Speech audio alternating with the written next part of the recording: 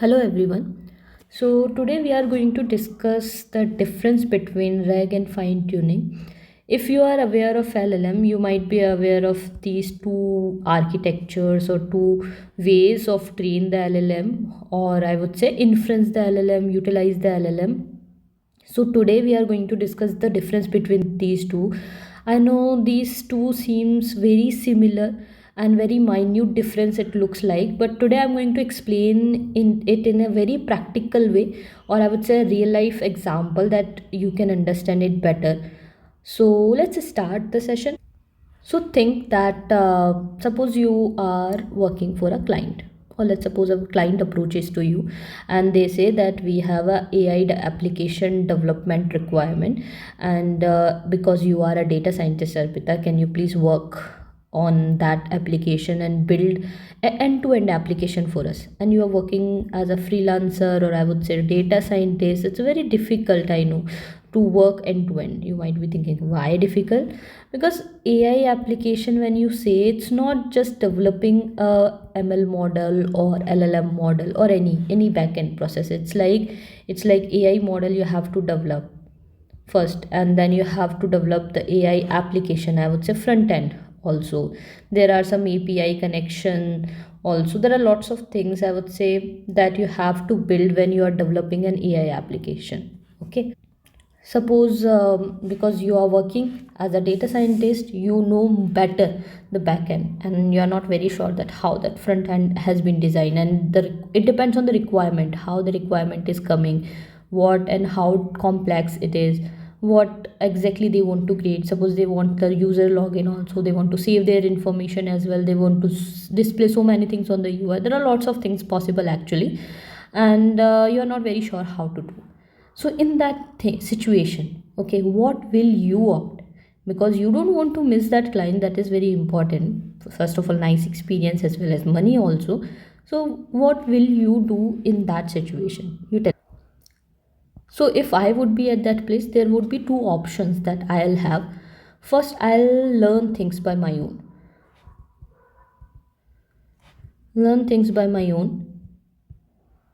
and then I'll do it. I'll ask for some time, then please provide me some time. I'll learn things and then build everything.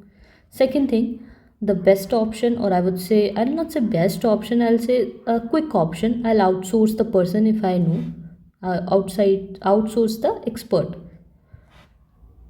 Outsource the expert who knows UI, and then I'll divide the money accordingly, divide the task, and you two people build the project completely. LLM AI application, I'm assuming that part only. Okay, so there are two ways through which you can achieve. Now consider LLM exactly like this. Okay, now consider LLM as a freelancer or the data scientist who is going to do these things. Okay, so when I'm saying LLM, suppose he is a freelancer. Okay, so you are asking a question to LLM that can you tell me this answer, and that question is maybe related to your own doc, maybe some policies. Consider, okay, and there are chances that LLM does not know the answer. So in that situation, what will you do? Same thing.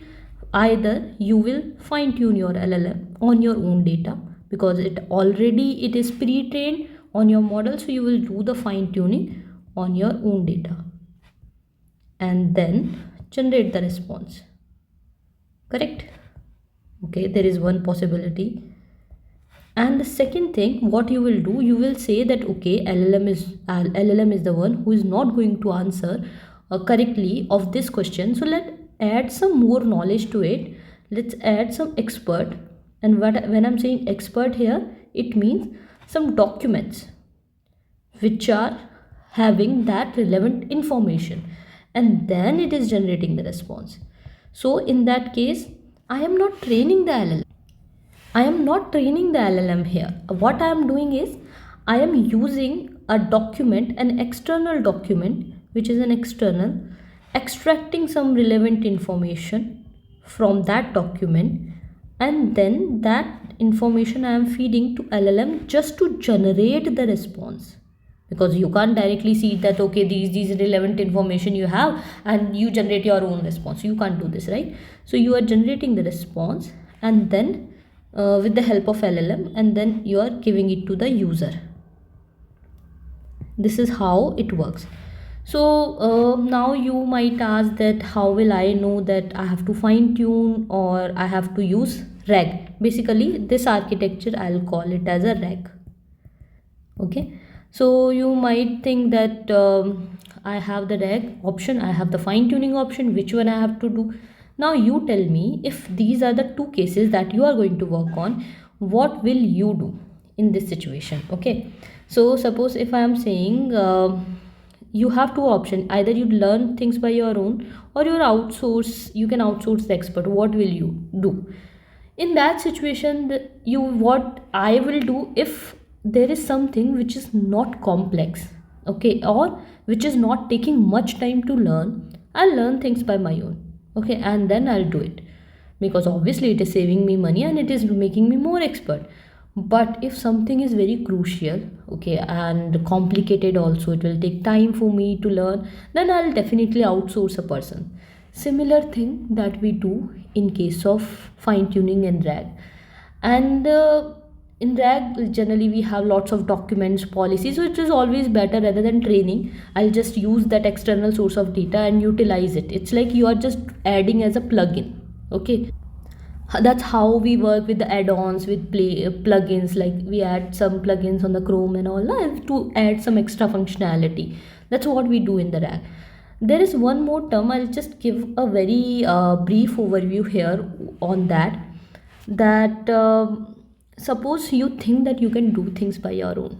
Okay, what will you call it? I would call it as a overconfidence. I don't know the thing, I'll call it overconfidence when I think that I can do, but practically I can't do it. Okay, I'll call it as a overconfidence. And in AI terms, what will you call it? AI hallucinations. When LLM thinks that I can predict the answer very correctly, but actually the answer is wrong, that is called AI hallucination, because it is definitely doing things wrong. So you tell me, when fine tuning and rag, two things come, in what cases AI hallucination chances are higher? I won't say that rag is completely removing or fine tuning is completely removing, but which one will have a more chances of hallucination? Let me come to this point again. If I'm learning things by my own, I'm still a novice, right? So I can say that here there are chances that I might have overconfidence that I'll do things correctly. But if I am onboarding a expert only who has already worked on these kind of applications before, okay, that there are less chances that that person will hallucinate. Similarly, when I'm saying rag, it is referring the external document, so there are chances of hallucination decreases to certain extent as compared to fine tuning or the base LLM. And that's the reason people prefer more rag architecture. How it is, how it works, we will discuss in the next tutorials. Thank you.